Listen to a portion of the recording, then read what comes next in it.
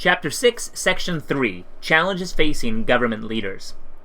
While the war raged, leaders in both the Union and the Confederacy faced enormous challenges. Not only did they have to mount a huge military effort, but they also had to find ways to pay for a long war.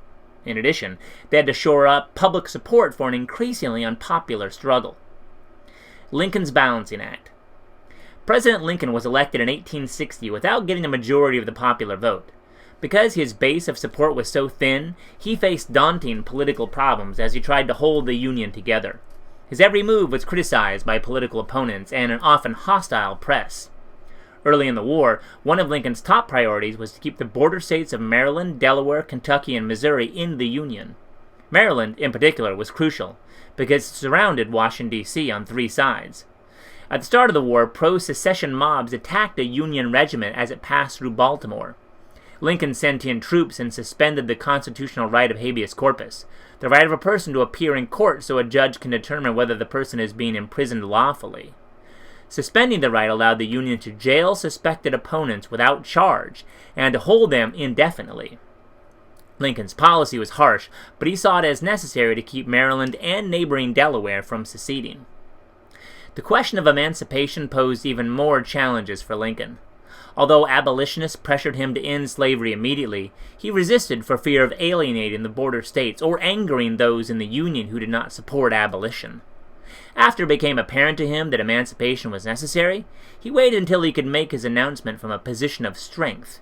Even then, he made sure that this proclamation did not cover slaves in states loyal to the Union. Although that decision upset the abolitionists, they still regarded the Emancipation Proclamation as a major step forward. As the war dragged on, Lincoln faced other difficulties. One was finding enough men to fight. Lacking sufficient volunteers, Congress enacted a military draft in 1863. The draft law required all white men between the ages of 20 and 45 to report for military duty. However, the law had loopholes. For $300, the man who did not want to serve could buy his way out of the draft, or he could hire a replacement to serve in his place. This meant that affluent Northerners could avoid service, while the poor went off to war. Anger over the new law triggered rioting in New York and other cities. Bitter about being drafted to free slaves, New York City rioters directed their rage at African Americans. Estimates of casualties in the New York City draft riots ran as high as 1,000 killed and wounded. President Lincoln also faced a challenge of leading a Union that was far from united. One wing of the Democratic Party did not believe the cost of the war, in lives, money, and civil liberties, was justified. These Democrats also did not see emancipation as a worthy war objective. Republicans nicknamed these critics Copperheads, after a poisonous snake. "Every victory of the government they lament as a defeat of their party," wrote a Philadelphia Observer. "In every success of the rebels they see a party victory and hail it with triumph." Challenges for Southern leaders. Confederate President Jefferson Davis also faced challenges in raising an army. In 1862, the South had passed America's first draft law. Like the Northern version that came after it, this law included a loophole that allowed rich plantation owners to avoid military service. This issue prompted complaints of its being a rich man's war but a poor man's fight. Some Southern states tried to evade the law, calling it an assault on states' rights. The main challenge for Davis and other Confederate leaders, however, was figuring out how to pay for the war, while keeping the Southern economy afloat. Prior to the war, the South had relied on cotton sales for most of its income. Much of that cotton was shipped to Europe, especially to Great Britain, where it played a key role in the textile industry.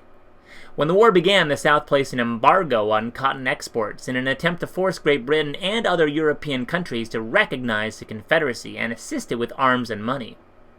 But Southern leaders failed to realize that Great Britain already had a surplus of cotton and was developing new sources of supply. Thus, the cotton embargo failed to prompt European action, and the South lost valuable export income.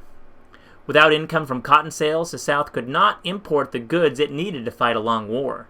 That problem was exacerbated by the Union naval blockade. Shortages of goods soon led to rising prices. Between 1860 and 1863, food prices in the South rose by more than 1,000%. Bacon went from 12 cents a pound to $1.50, and butter from 23 cents a pound to $3. With their purchasing power eroding day by day, Southerners lost faith in the Confederate currency. "An oak leaf," said a Georgian in 1863, "will be worth just as much as the promise of the Confederate Treasury to pay $1. As these economic problems hit home, Southerners began to show signs of discontent. They complained about high prices and a lack of food for the poor. They also accused wealthy Southerners of hoarding goods. At times, their anger erupted into violence. In April 1863, a bread riot broke out in Richmond, Virginia. Hundreds of women rampaged through the town, breaking windows and stealing food, shoes, and other goods. According to one account, President Davis confronted the women. "You say you are hungry and have no money," he said. "Here is all I have." He dug into his pockets and flung coins into the crowd. Then he threatened to have troops open fire if the rioters did not leave. The women went home, but other similar riots broke out in towns and cities across the South.